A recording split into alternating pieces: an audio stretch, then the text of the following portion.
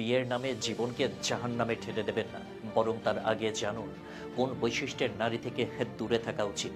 ভুল সঙ্গীকে বেছে নিলে এই যাত্রা হয়ে উঠতে পারে দুঃস্বপ্নের মতো, যেখান থেকে বের হবার রাস্তা শুধু ডিভোর্স নামক এক টানা পড়েন। জীবনের এই সবচেয়ে গুরুত্বপূর্ণ সিদ্ধান্ত নেওয়ার আগে তাই চোখ কান খোলা রাখা জরুরি। কেউ চায় না তার প্রতিদিন হোক কান্নার, বিতণ্ডার কিংবা একাকিত্বের দিনলিপি। অথচ কিছু বিশেষ মানসিকতার মানুষের সঙ্গে সংসার করলে ঠিক সেই দুর্বিষহ জীবনই সামনে এসে দাঁড়ায়। তাই চলুন জেনে নেওয়া যাক কেমন বৈশিষ্ট্যের নারীদের সঙ্গে সম্পর্কে জড়ালে তা ধীরে ধীরে হয়ে উঠতে পারে আত্মঘাতী। প্রথমত, নিজেকে আপনার প্রতিপক্ষ ভাবেন যিনি। বিয়ে কোনো যুদ্ধ নয়, এখানে কেউ হারবে না, কেউ জিতবেও না। কিন্তু কিছু মানুষ থাকেন যারা প্রতিটি আলোচনা বিতর্কে পরিণত করেন। তাদের কাছে সংসার মানে প্রতিযোগিতা। আপনি যতই ধৈর্য ধরুন না কেন, যতই শান্ত থাকার চেষ্টা করুন না কেন, তার অভিযোগের ডায়েরি কখনো বন্ধ হবে না।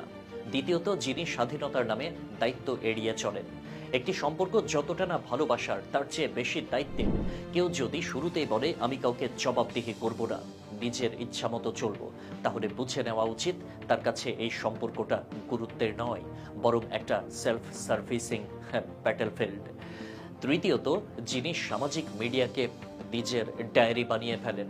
সংসারে ঝগড়া তো হতেই পারে, কিন্তু সেটা রাতের ঘুমের আগেই আলোচনায় মিটে গেলে সেটা সম্পর্কের সৌন্দর্য।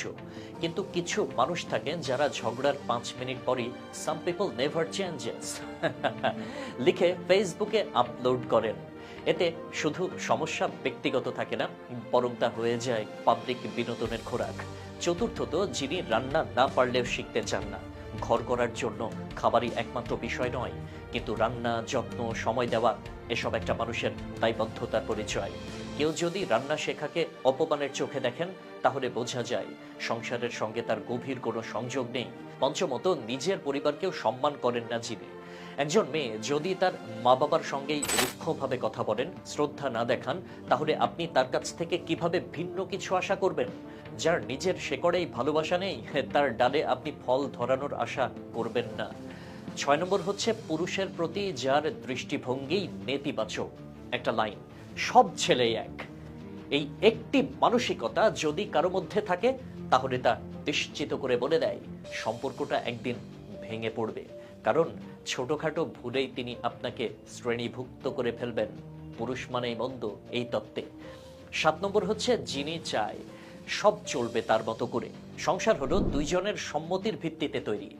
সেখানে যদি একজন সবসময় বলে আমি ঠিক, আমি যেমন চাই তেমনই হবে, তাহলে এই সমীকরণ ধীরে ধীরে একতরফা